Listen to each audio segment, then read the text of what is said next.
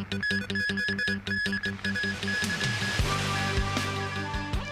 MTR Corporation's real estate profits to be factored into the rail operator's fare adjustment mechanism. Former lawmaker Albert Ho rearrested on suspicion of perverting the course of justice. And in Russia, Xi Jinping and Vladimir Putin to hold formal talks later today.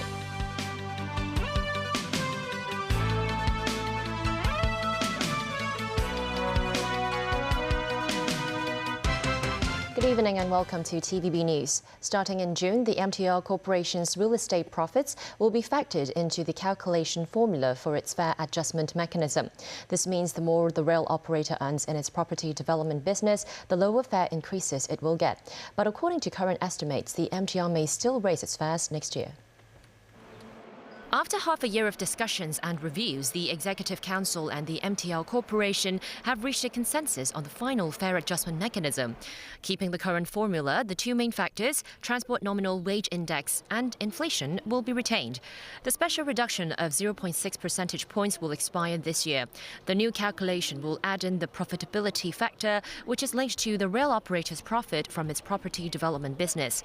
If the company earns less than $5 billion, a special adjustment of 0.6 percentage points will be used.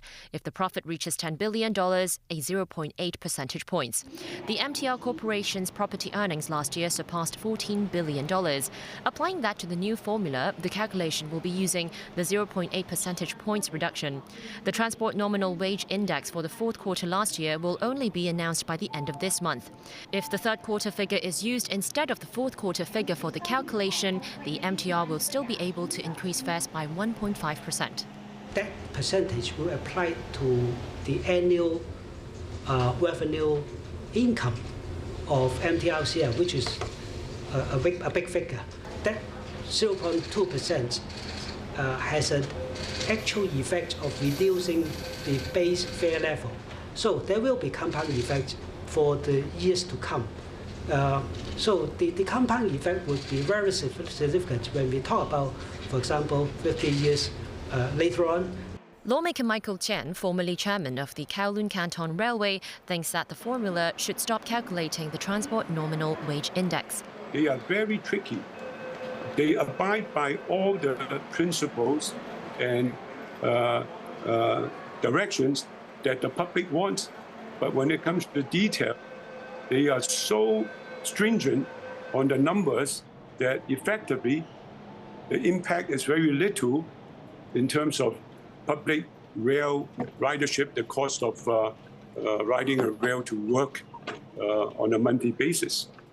He estimates that even under the new fare adjustment mechanism, the rail operator can still put forward a 2.5% fare increase. The Hong Kong section of the high-speed rail will fully resume cross-provincial train services from the 1st of April. This will allow passengers to travel directly to mainland cities such as Beijing, Shanghai and Wuhan. Starting next month, passengers will be able to take high-speed trains from West Kowloon to places outside of Guangdong province. With the number of destinations reaching 66, this will bring the daily train frequency from the existing 102 to the pre-pandemic level of 164. Advance tickets will be on sale from March 23rd. Police today rearrested former lawmaker Albert Ho on suspicion of perverting the course of justice. Sources say he's suspected of interfering with the family member of a prosecution witness in the so-called 35-plus primaries case. National Security Police handcuffed Ho and took him away from a housing estate in Tin Hau this morning. He was taken to a police station to help with the investigation. According to sources, he is suspected of interfering with the family member of a prosecution witness. The act allegedly breached his bail conditions in connection with an earlier case involving the Hong Kong Alliance in support of patriotic democratic movements of China. The bail conditions stipulate that he must not commit any act endangering national security. Ho, together with other Hong Kong Alliance leaders, were charged with inciting subversion of state power under the national security law. President Xi Jinping met with his Russian counterpart Vladimir Putin at the Kremlin for informal talks Monday as he began a 3-day state visit to Russia. The two leaders discussed subjects including bilateral ties and the Ukraine crisis. Today, President Xi began the second day of his state visit by meeting with Russian Prime Minister Mikhail Mishustin. Xi is expected to hold a formal session of talks with Putin later today. Daniel Rao tells us more. Russian President Vladimir Putin extended a warm welcome to President Xi for his state visit to Russia and once again congratulated him on his re-election. The two presidents had an in-depth exchange on China-Russia relations and issues of mutual interest, including the conflict in Ukraine. Putin said his country is ready to continue to deepen bilateral cooperation with China. President Xi said both countries see their relationship as a high priority in their overall diplomacy and policy on external affairs. Xi said China and Russia should further deepen practical cooperation in various fields and strengthen coordination on multilateral platforms such as the United Nations. The two sides had an in-depth exchange of views on the Ukraine issue. Xi stressed that most countries support easing tensions and stand for peace talks. He said history shows that conflicts ultimately have to be settled through dialogue and negotiation. The president stated China will continue to play a constructive role in promoting a political settlement to the Ukraine issue. Putin said Russia appreciates China for consistently upholding an impartial, objective and balanced position and standing for fairness and justice on major international issues. He stated Russia has carefully studied China's position paper on the political settlement of the Ukraine issue and is open to peace talks, adding that Moscow welcomes Beijing to play a constructive role in this regard. At the start of the second day of his state visit, President Xi met with Russian Prime Minister Mikhail Mishustin at the House of the Government of the Russian Federation. Mishustin congratulated Xi on his re-election and hailed a new era for Russia-China relations. During the talks, Xi revealed that he had invited Putin to China for the Third Belt and Road Forum. Xi is expected to hold a formal session of talks with Putin later today. Daniel Rao, TVB News. All eyes are now on whether a ceasefire would come out of President Xi's visit to Russia. Ukraine has reiterated its conditions for a truce agreement. Alexei Danilov, a Ukrainian national security official, said any Chinese peace plan must start with the withdrawal of Russian forces from Ukrainian territory. The U.S. also said any calls for a ceasefire that does not include the removal of Russian forces from Ukrainian territory would effectively be supporting the ratification of Russian conquest. And a ceasefire now, without a durable solution, would allow President Putin to rest and refit his troops, and then restart the war at a time more advantageous to Russia. The world should not be fooled by any tactical move by Russia, supported by China or any other country, to freeze the war on its own terms. Meanwhile, Washington is authorizing another $350 million in military aid for Ukraine. This as Kyiv builds up its arsenal for an anticipated counteroffensive against Russian forces. Ukraine's defense ministry said on Monday that an explosion in the north of the Crimean Peninsula destroyed cruise missiles intended for use by Russia's Black Sea Fleet. An official of the Russia-installed administration in Crimea said the blast was caused by drones laced with explosives and shrapnel and that the attack targeted civilian sites. Meanwhile, Japanese Prime Minister Fumio Kishida is due to visit Kyiv by way of Poland for talks with Ukrainian President Volodymyr Zelensky. Japanese media showed Kishida boarding a train at a Polish border town. According to the Japanese Foreign Ministry, the Prime Minister will voice support and solidarity with Ukraine. Kishida will also convey his respect for the courage and perseverance of the Ukrainian people standing up to defend their homeland. Japan is slated to host a G7 summit in Hiroshima in May. And Kishida has said that the summit should demonstrate a strong will to uphold international order and the rule of law in response to the Ukraine war. Before flying to Poland en route to Ukraine, Japanese Prime Minister Fumio Kishida visited India, where he met his Indian counterpart Narendra Modi.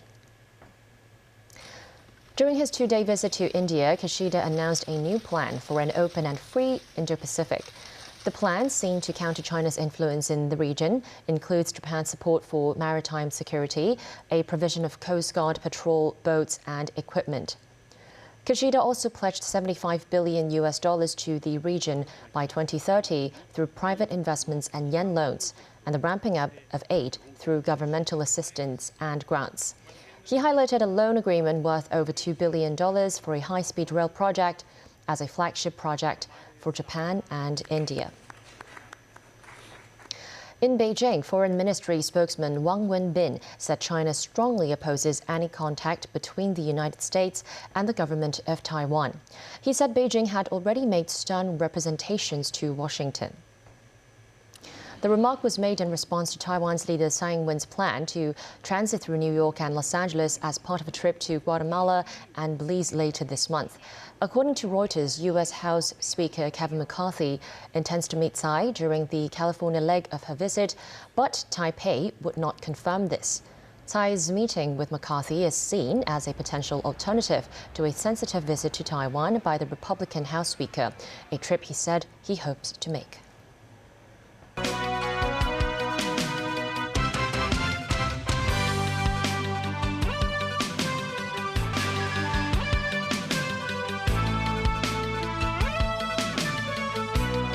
A top United Nations panel of scientists said humanity still has a chance to prevent the worst of future damage caused by climate change.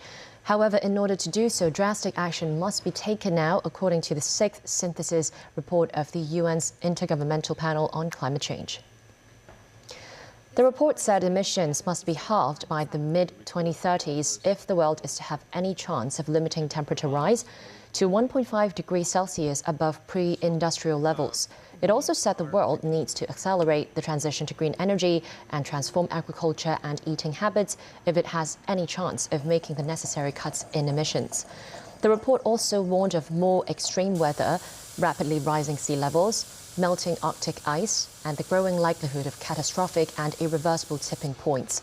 Following the publication of the report, UN Secretary-General Antonio Guterres warned that the climate time bomb is ticking, and he urged rich nations to slash emissions sooner. Back locally, the government has proposed to amend the protection of the harbour ordinance to make it easier to conduct small-scale reclamation. The authorities are introducing a policy of non-permanent reclamation works, which will include projects that are not required to meet the criterion of overriding public needs. Mimo Singha reports. One of the biggest attractions of Hong Kong is Victoria Harbour. When the city was still under British rule, the protection of the Harbour Ordinance was introduced, limiting land reclamation in the waters of Victoria Harbour. Some court rulings also stated that reclamation of the harbour is not permitted unless there is evidence of an overriding public need. However, the government considers the approval process as complicated and cumbersome, as the ordinance sets out a high threshold that covers all harbour reclamation projects indiscriminately. As a result, this hinders many small harbour improvement projects involving small-scale reclamation with minimal impact on the harbour. Authorities have now proposed some amendments to the existing ordinance. First, they suggested any reclamation areas that are under 0.8 hectares should not be restricted by the ordinance. Such a proposal will apply to 16 harbour improvement projects, including waterfront promenades, cycle tracks, and observation decks. The government also proposed exemption for non-permanent reclamation projects, suggesting they have an upper limit of 3 hectares and a term of 3 years. Authorities said such projects will need to obtain approving exemptions from top officials, such as the Financial Secretary. The Development Bureau said accepting smaller and temporary reclamation projects will allow the public to be closer to the harbour via new facilities, including boardwalks. The legislative amendments are expected to be submitted to LegCo in the first half of next year. Ming Musanai, TVB News. Art Basel is returning to Hong Kong this year with its largest full-scale event since 2019. The preview starts today and the show will open to the public from Thursday to Saturday. Veronica Lin was at the event. With the lifting of COVID restrictions, international art events are returning to normalcy, including Art Basel. This year's fair marks Art Basel's largest event since the pandemic began and features 177 galleries from 32 countries and territories. A curated section called Encounters will make its much-anticipated return with 14 presentations. More than 85 speakers will be featured, offering a platform for dynamic dialogue among international artists and curators. The past 3 years have undoubtedly been a challenging time for all of us. Through this time, we continue to support each other and show up for each other, visiting artist studios, staging exciting shows, striking, challenging and thoughtful conversations about art and creativities. And now we're thrilled to welcome back galleries, patrons, visitors, journalists and reporters from abroad again to celebrate Hong Kong's cultural revival. Some exhibitors say the fair has attracted more visitors than expected, as the event shines a light on works by local artists. And I'm so thrilled to see that people are lining up, waiting for the fair to open. Within 15 minutes, the whole fair is full. It's just amazing to see the vibes and the excitement and the energy of the crowd. Especially for Hong Kong artists, we have digital art with generative feature and piano. We have art that is done with erasers, and we have Hong Kong artists from Berlin who created art with tapestry. Among the works by local artists is an interactive piece called Under Pinestone. Ever thought about turning a classical music masterpiece into a digital artwork? This work is by local artist Henry Chu. Every key generates a different word and pattern, creating a one-of-a-kind interactive artwork. Veronica Lin, TVB News. And that's the news. Thanks for watching.